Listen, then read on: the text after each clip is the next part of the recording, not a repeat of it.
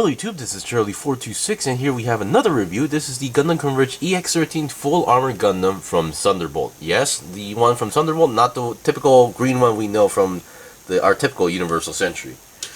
Alright, so I'm not going to talk about whether the Thunderbolt series is canon or not, because it seems like there seems to be a lot of arguments going on with that thing, so I'm not even going to mention that. And I personally don't really care. Okay, so here we have the review of the Gundam Converge EX13. Yes, I am a big fan of these small figures, despite how expensive they are getting these days. So these are one of the things that I regret not getting when it came out. I had to buy a second-hand version, but still I got a pretty good condition one, so I'm pretty happy. So here we have the Gundam Converge, and these are one of the few conversions that I own that actually added some extra detail, meaning that I added some panel lining, added a little bit more color to here and there, and I'm pretty proud of it. So okay, let's get it off the stand and let's talk about its components. Now it's really hard to talk about components with these type of figures, but here we have the box, here we have the figure itself with everything attached onto it. So, but you might be wondering, doesn't the Full Armor Gundam has 4 shields? Yes, they do. So we have these parts, so you can change the position of the shield as well. So this one is if it's just using 2 shields and not using those extra sub arms / claw arms on the backpack, which is not really looking that good. So I can understand that most people aren't going to be using this. All right, regarding the box, it looks pretty well, but I'm gonna keep looking at the box while I might refer to the box because just to show you guys what changes I gave it to the figure. On the back here we have some details which actually shows that having the shield in front, so it can also go to the side.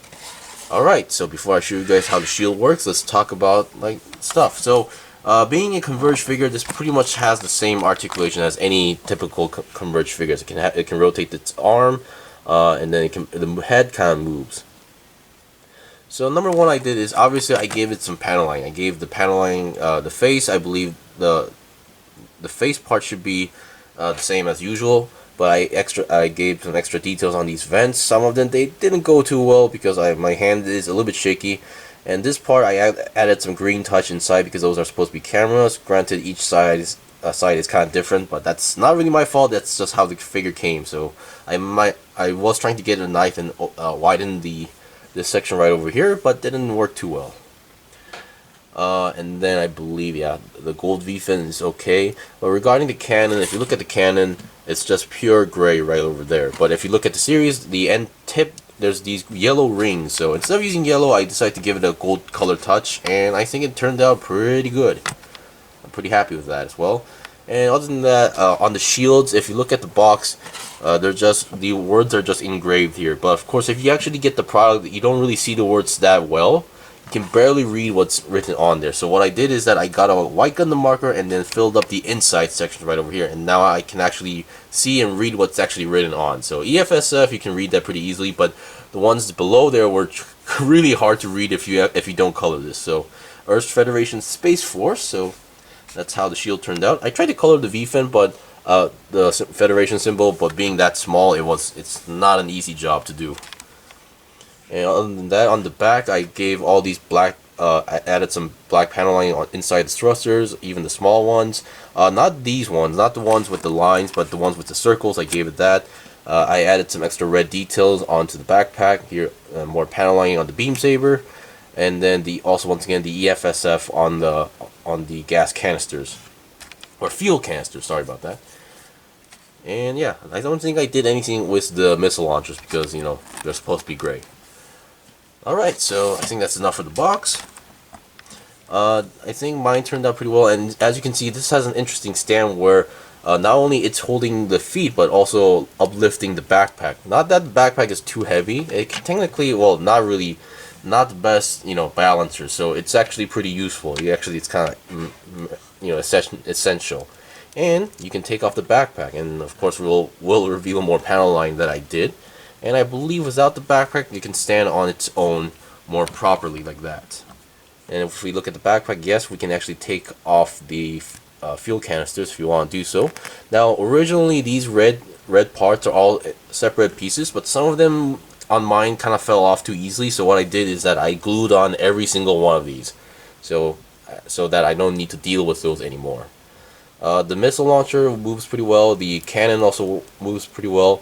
and you can pull these off. And the good thing is that these things also have a left and right difference, and they actually mention it on the piece. You can see the L for the left. Alright, so if you want to have the shields onto the side, what you can do is that you have this part which has 2 pegs, and then on the end there's a hole, because the shield is the one that has the peg, and a hole. Simple connection. And then you just reattach these to this section right over here. I believe these things don't actually have a left and right differences for these parts, so it should be fine whichever side you use it on. And then this time I think I would suggest you put the figure first, or at least the first mobile suit here. And oh yeah, I also added more red detail on the legs. To do this first, and then you attach the backpack just for safety, so you don't actually mess up anything. The backpack, you know, plugs into the back very firmly, so no need to worry about like dropping the backpack or falling off. And here we have the front set, you know, the shields on the sides, which, you know, it's okay, but not, you know, it doesn't really give out that impact. So what you can also do is basically do this. You have to do this and then re-plug it in to have the shields up front. The only part that I don't like about this figure is that the extra antenna, other than the V-fin on the head, is way too fat.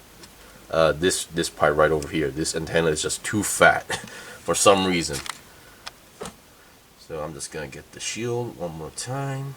There we go, and just gonna re-plug that in. Hopefully I'm getting the hole correct. There we go, or something like that. And this is how it should look like if you have the shields up front. Now it definitely gives out that typical Thunderbolt, you know, feeling with the 4 shields, of course. But some of this may also look awkward to some people. But anyway, that's pretty much it for this figure. These are, or at least this is one of my personal favorite Gundam Converge EX figures. So yeah. If you guys got any questions or requests, leave a comment below. I still have more stuff to buy and build and make reviews of, so please stay tuned. And this was the review of the Gundam Converge EX13 Full Armor Gundam Thunderbolt version. So once again, you can expect more Converge reviews from me as well. Until then, see you guys next time.